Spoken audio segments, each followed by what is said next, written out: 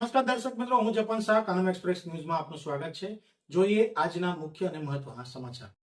ભરૂચ શહેરના પાંચપતિ વિસ્તારમાં લાંબા સમયથી ગંદકી અને કચરાની સમસ્યાથી પરેશાન વેપારીઓએ હવે નગરપાલિકા સામે અવાજ ઉઠાવ્યો છે.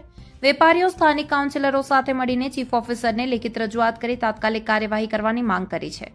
ભરૂચ પાંચપતિ વેપારી મિત્ર મંડળના આગેવાનો તથા સ્થાનિક વેપારીઓએ પ્રમુખ સ્વામી કોમ્પ્લેક્સ, ધનલક્ષ્મી કોમ્પ્લેક્સ, હાફિઝ મંઝિલ અને જગદીશ શોપિંગ સેન્ટર વિસ્તારમાં લાંબા સમયથી ચાલતી ગંદકી અને કચરાની સમસ્યાને લઈને ભરૂચ નગરપાલિકા ચીફ ઓફિસરને રજૂઆત કરી હતી.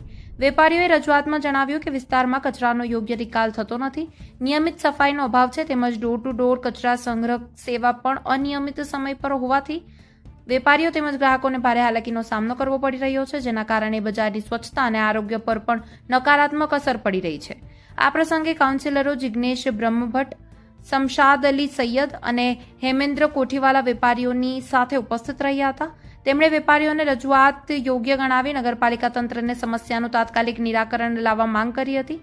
રજૂઆત દરમિયાન ભરૂચ પાંચપતિ વેપારી મિત્ર મંડળના સાદિક લવલી, હારૂનભાઈ, યુનુસભાઈ, ગીતાબેન અને રાજેશ વાઢેલ સહિત મોટી સંખ્યામાં વેપારીઓ હાજર રહ્યા હતા.